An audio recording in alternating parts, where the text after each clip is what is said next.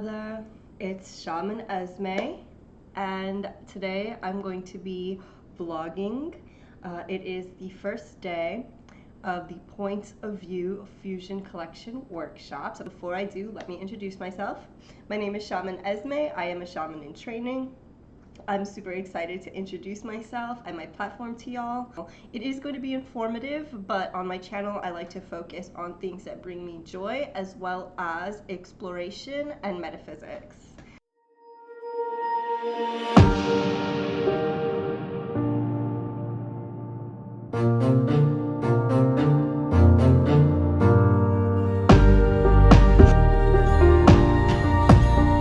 Topic is definitely in the theme of self-exploration. It is like 7 o'clock in the morning and I'm in goblin mode, as you can see by my silly pigtails and my awesome unicorn shirt. This is my favorite sleep shirt. So Points of View is an awesome company. They have been in service, I want to say, since the early 2000s. I would say like 2008, I believe. They came out with the coaching game, which is a tool for therapists, life coaches, anyone who is helping to lead another in a quest for authenticity and meaning, even yourself. So they have lots of workshops, and I've decided I'm gonna, vlog my way through their workshops. I've done level 1 and level 2 of their academy, and I'm still working on applying the energy that I learned from those 2 workshops, level 1 and level 2 academy workshops, into my life as a professional. It's just a profound and unexpected process that landed in my lap through a coworker, and I hit the ground running and I've never looked back. It's such an amazing experience for me. So today I got to participate in the Fusion workshop, which is the first Fusion workshop that they've ever released, and it's called From Pause to Action. And we used the tool, the coaching game. And the coaching game is really cute. I'm going to show it to you here. It's super cute. So one, it's super innovative and it reminds me of tarot. In fact, you could say that the coaching game is like modern tarot because it uses phototherapy. So it comes with 65 phototherapy based picture cards as well as prompts. So this is the prompt card. It tells you how to look at the card, asks you questions to get insight and provoke thoughts. It comes with a book filled with insights, stories, and thoughts. Keep your eyes open. I will post a link in the descriptions below. I have a podcast actually where I'm reading these stories out loud as I make processes with them. So if you want to hear these read out loud, you can find that on my podcast, Ephesians 6:12, on Spotify. It focuses on metaphysics and self-exploration as well. So there you go. It comes with a cool layout, and I'm part of the tribe. So being part of the tribe means that you're just like going to these workshops. Some of them are free, and you have access to the tribe from there. And they're always giving out free layouts, but it comes with a layout chart, which is essentially like a tarot reading layout chart. It looks just like that. And I'm sure you've noticed that there's rough edges on the materials used. This is to remind us that life is always fraying. Everything is always coming undone as it comes together. So it urges us to let go of our perfectionist attitudes so that we can be in the pursuit of absolute elegance and excellence. Alright, so it comes with a bunch of cards. Let me get those. Here are some of them. They have pictures.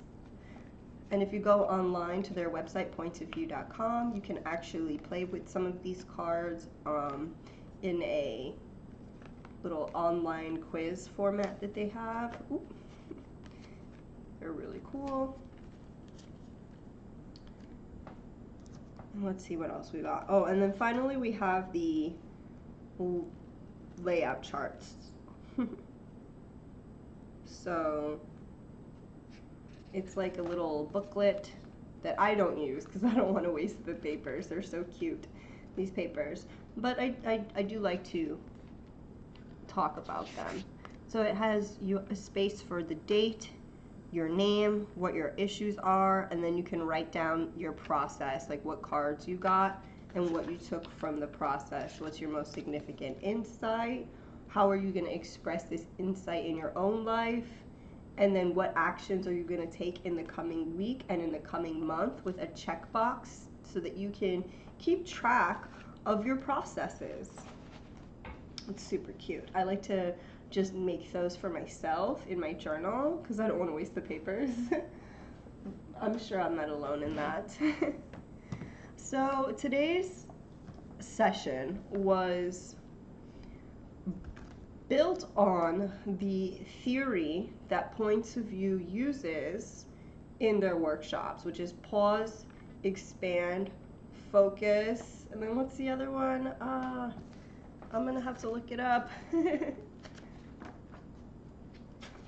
Let's see. I know they have it in here in the coaching game book. I know it's described here, but where? Yes, focus, doing. That's it. Finally, we have to do. So we have pause, expand, focus, and do. That is the process of execution that is taught by Points of View. So this course was about from pause to action. And it was really beautiful. I really liked it because it made me laugh. It did. And I didn't feel resistance, I felt closure. So first off, we're talking about pauses. I know that COVID gave a big pause to a lot of people, if not the entire world. What did you do in that pause? How have you been handling that pause in your life? My card is this card. This is the card that I face down picked. I just shuffled and let intuition guide me to this card. And you can see there's some skeins of yarn. We have some knitting going on here. Who knows what that's gonna be? Maybe a sock. It looks like a sock. All right. And I just want to focus on the colors. They're muted colors, earth colors. How does these colors make you feel? What do they make you think of? Do you like this card? Do you not like this card? I do like this card. I think it's cute. And the card's title is Doing. And I have focused on this card that this is an action card. These skeins of yarn have been transformed into the sock by doing, by action. And I tapped into my intuition to focus on the fact that I've been using the pause granted by COVID as well as just pausing relationships in my life to master my craft and work in secret, work in silence, because I strive towards a sense of excellence. It's not good enough for me just to crochet a sock. To me, I want to crochet a sock that is smooth and shapely and effective at keeping the foot warm and cozy, not a sock that's bumpy and lumpy and full of holes for your toes to find.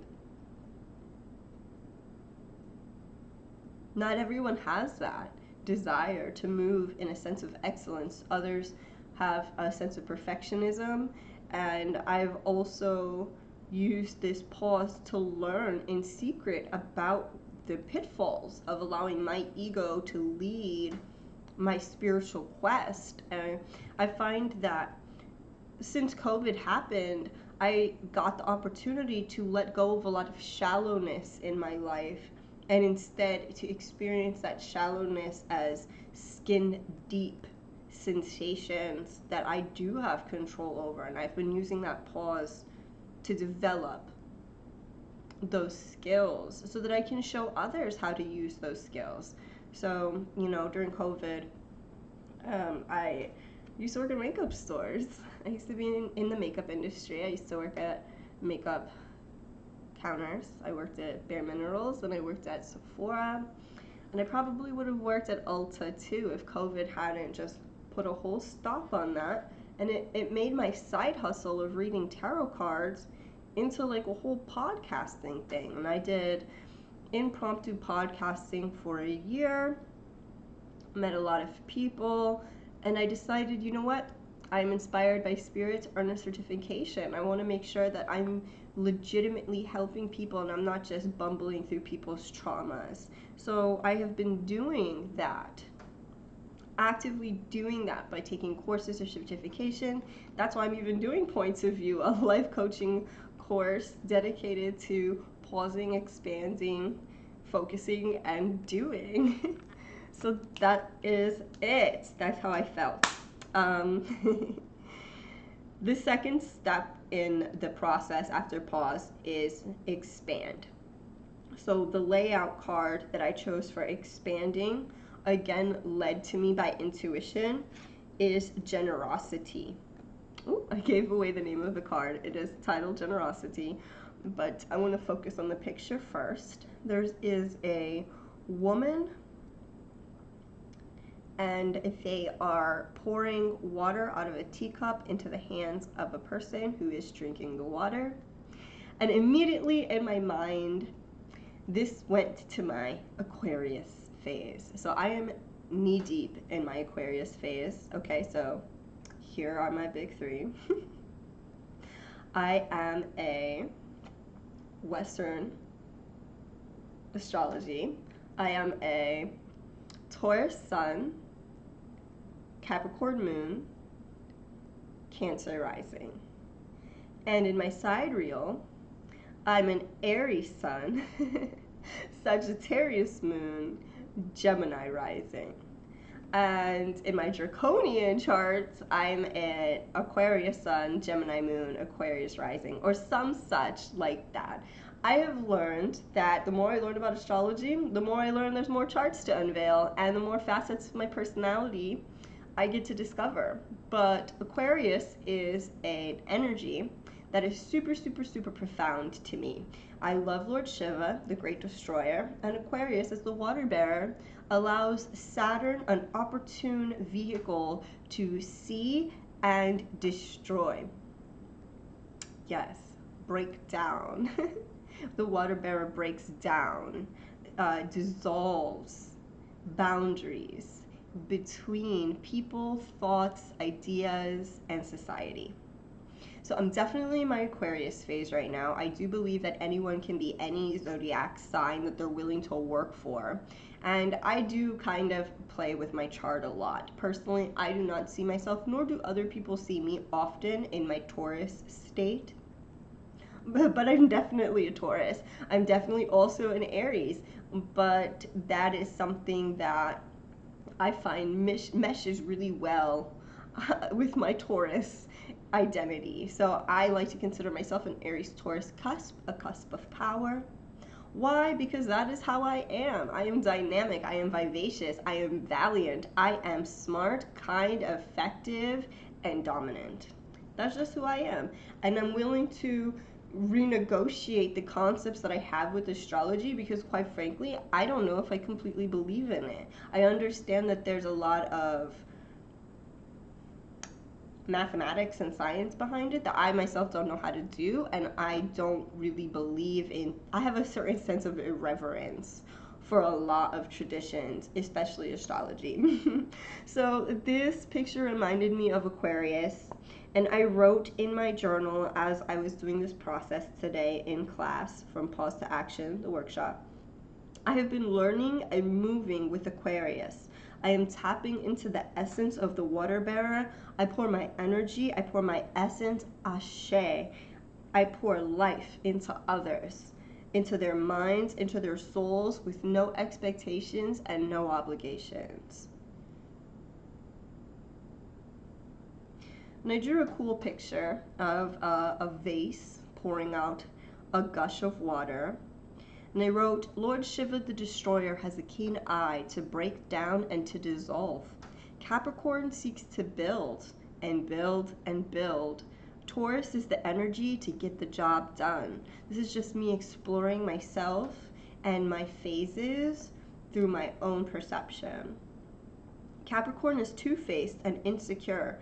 It represses its urges to isolate and control their image by staying on higher ground, while Taurus is in the middle, watching the stream flow from the mountain. Taurus, seeing a shadow on the mountain's peak, starts a journey to find the mystery. Where does the water come from? Aquarius is disaffected by the flow, by the provocation, by the dissolution that it brings. It is not in and of itself the provocateur. In essence, I as a person am not my behaviors. And in my Aquarius phase, I'm learning to irreverently break down processes that I've held dear, sacrosanct, and written in stone. If it's the way I used to think, let's re-examine it. Let's crush it. Let's just forget about it. I don't want to stay the same person that I was born. So anything that I hold too dear to myself, I want to make sure thoughts, beliefs, processes, I want to make sure that I've evaluated and removed as much belief as I can so that I can have space to believe in new things.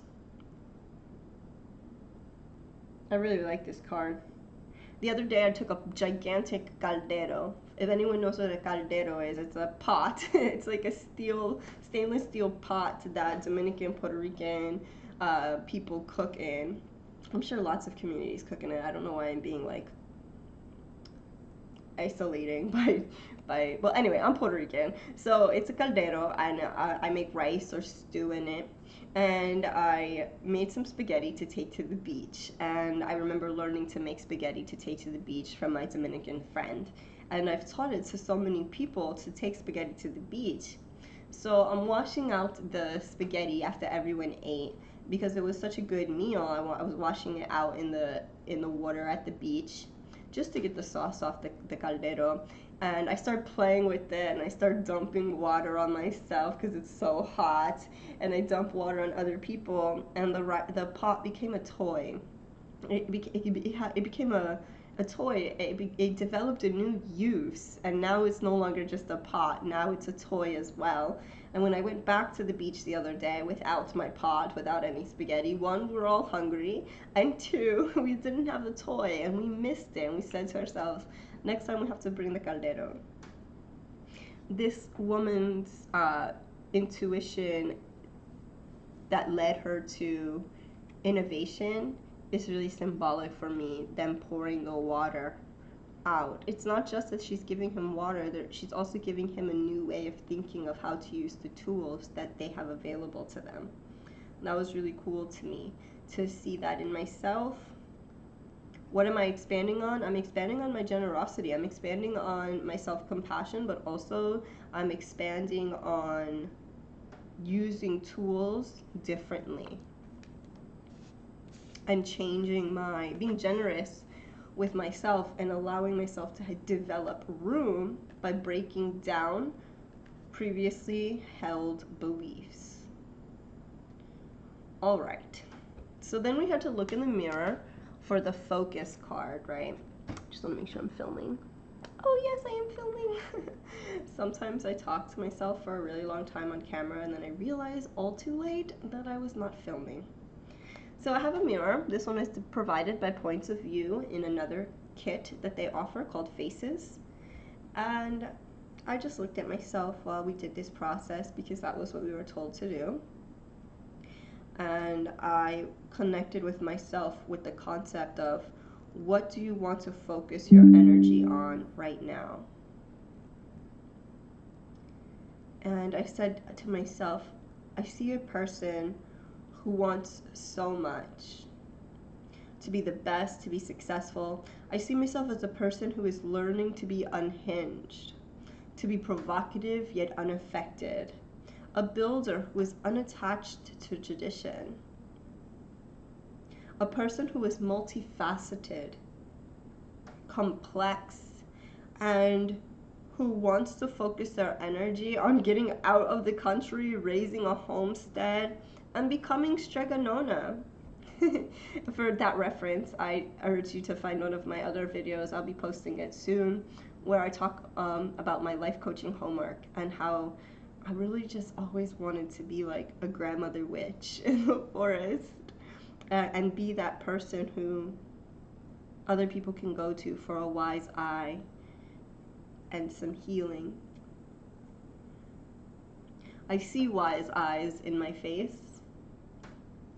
I also see contempt and irreverence.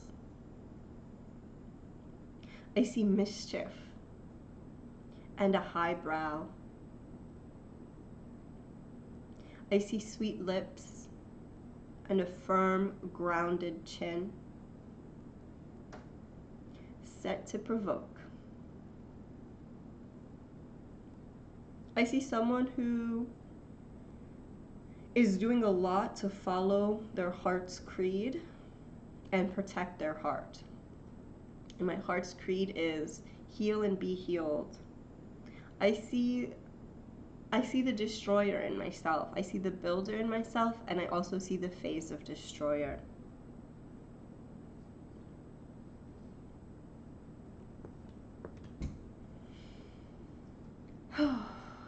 So deep. Like, getting into yourself like that is just so intense. For me personally, like I said, I have emotional repression. I used to have to repress anger very deeply, as well as shame.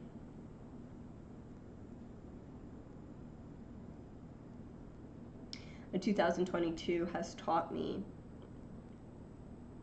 that failure helps me grow. I failed a lot this year. From doing podcasting, I started officially life coaching, and that had results. And it's interesting, the results are neutral. I have people who are still coming to me who aren't official clients, but they know where they can find help when they need it, and they come. And I also failed with other people and learned that I can't help everyone.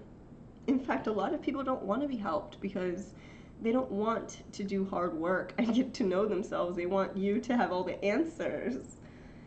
And that is what I received a message of for the doing phase. What can I do more in my life? And I got the card failure. So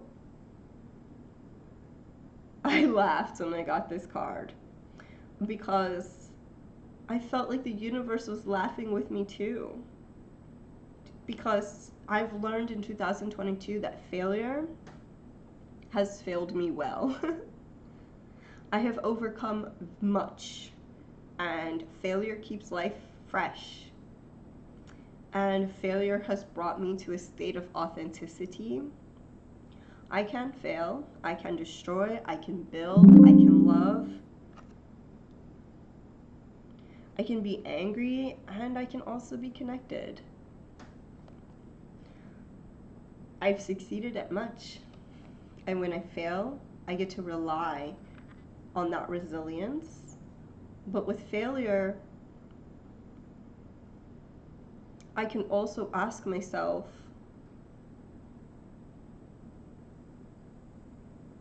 what is this helping my craft develop? My insight is that failure is the development of my craft as much as it is divine providence that I learn, as well as it is me just doing. When you do things, sometimes you're going to fail. It doesn't always have to be like divine providence. It doesn't always have to be a lesson. Sometimes it just happens. But by being generous and accepting failure, it allows me to tap into the flow of my destiny. My insight is that failure is the development of my craft, as much as it is divine providence. Sometimes I failed. Like, I used to judge myself really harshly for not being a doctor because I've always wanted to be a doctor.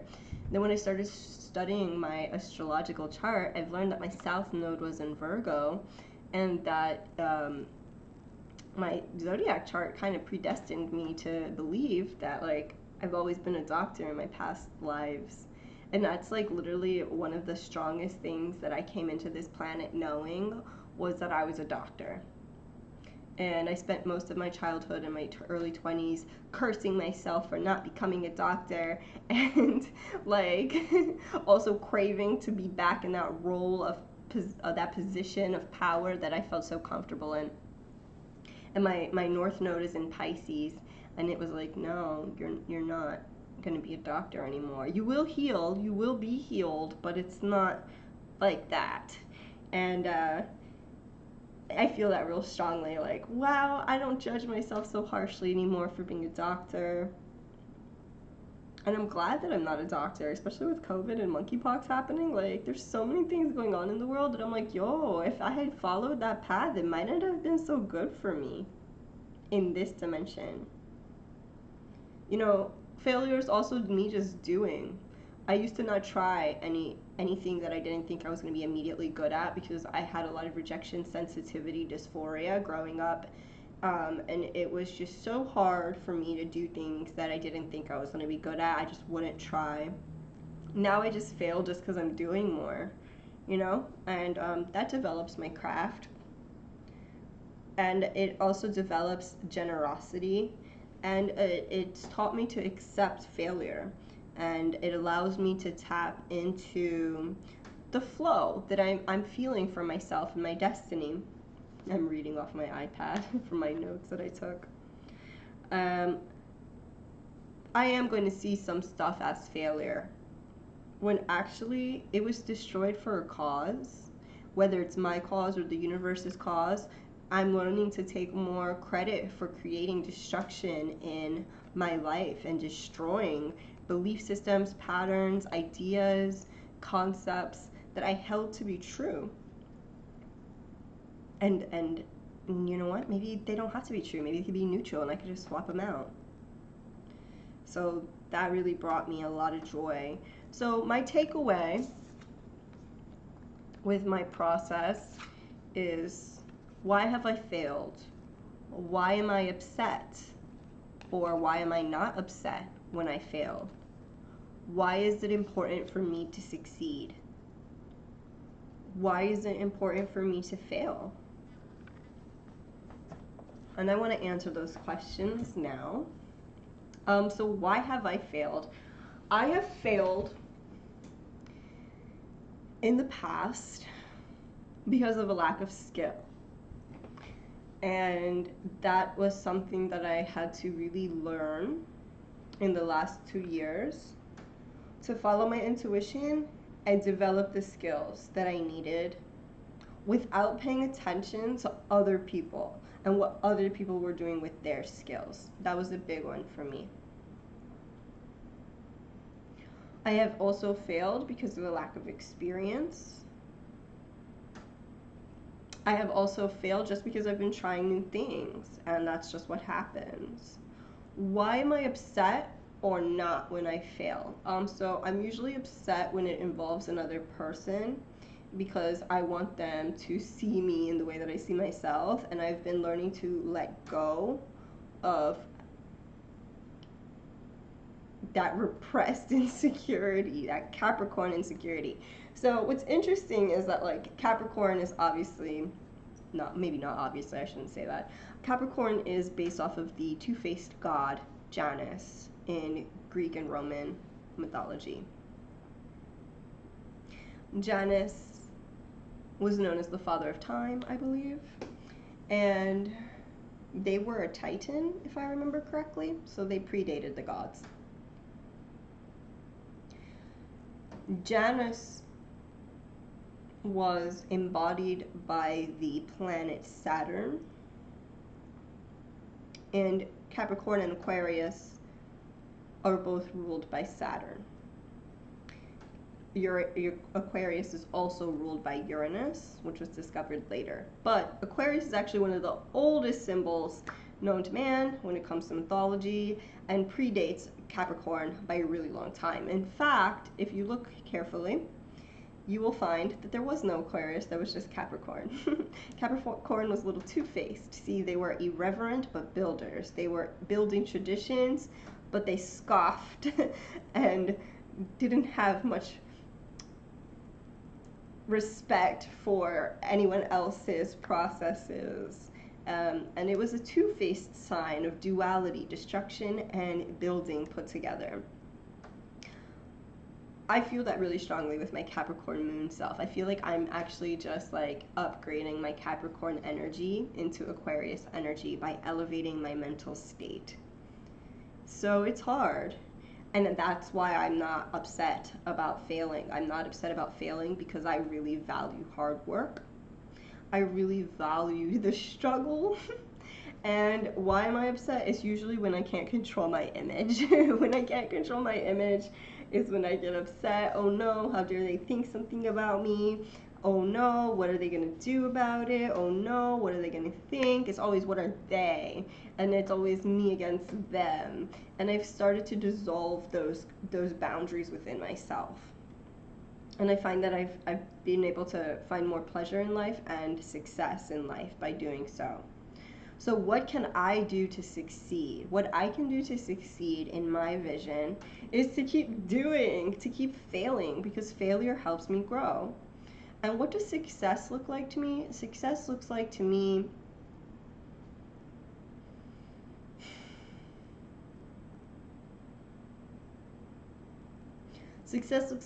having a better understanding of myself and my abilities, and just feeling comfortable in my place in the world, but also not feeling compliant.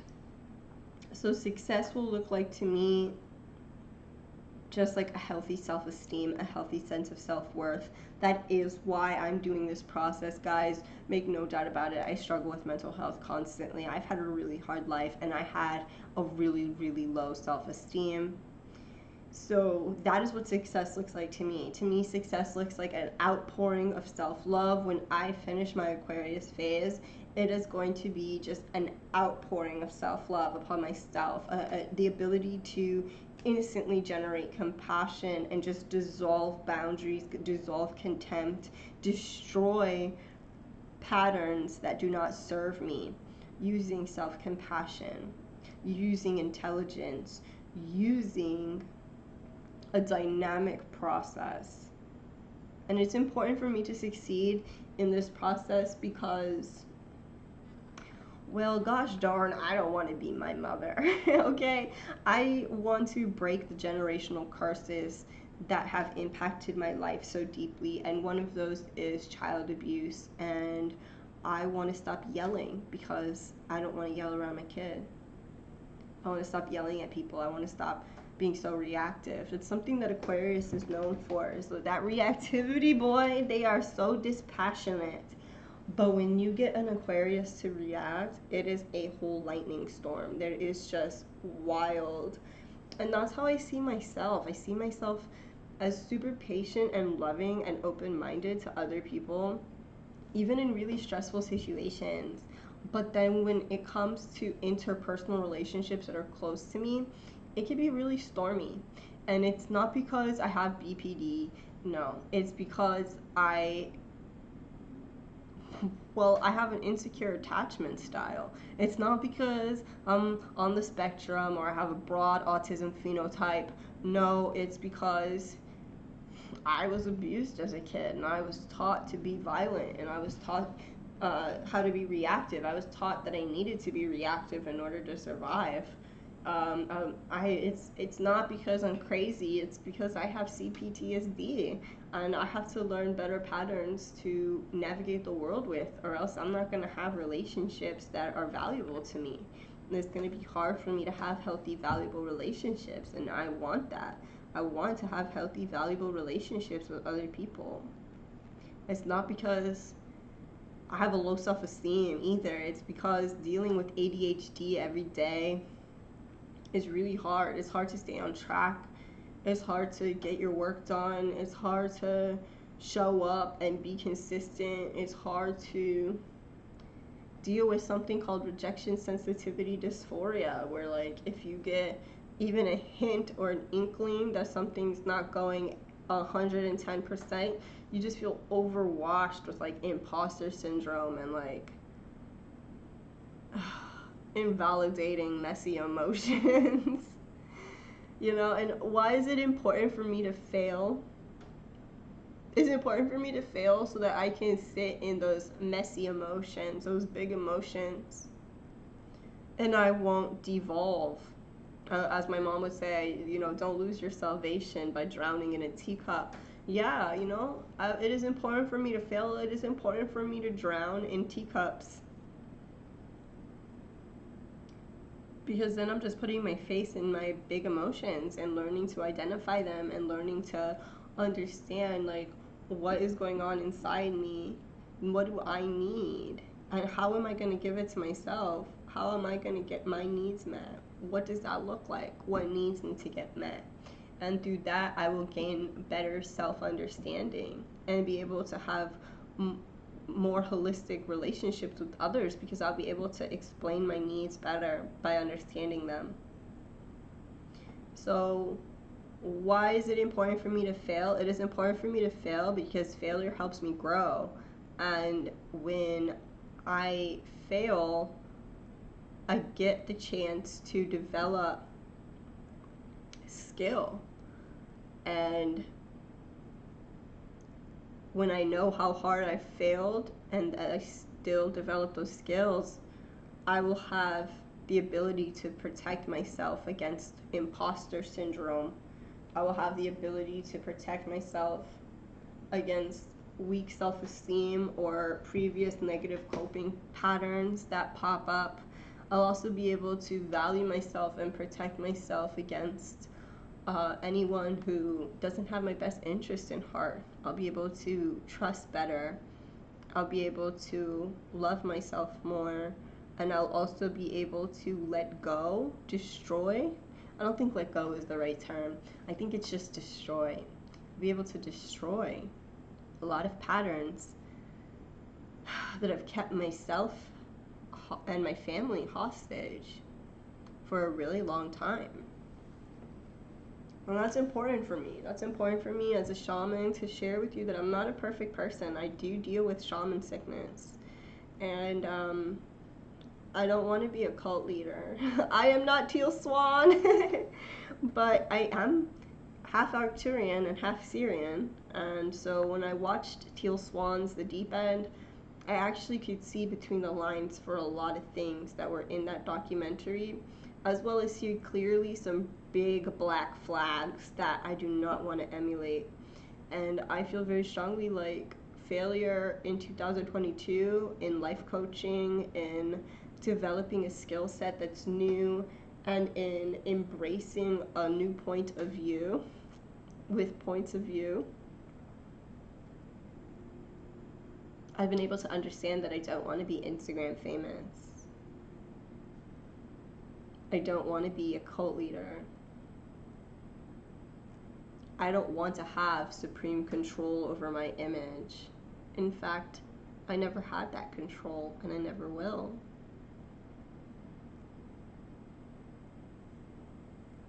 I would rather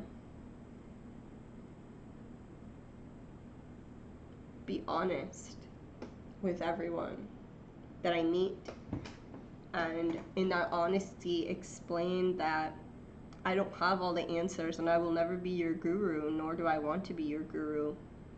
Rather, we can learn and grow together.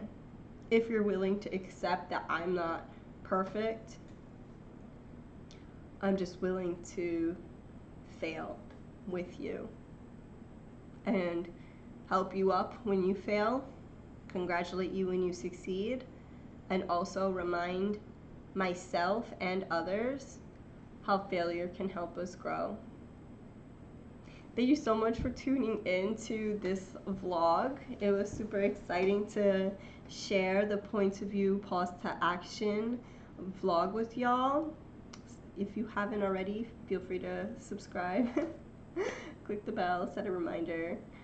Thank you so much for your time. I'll see you soon.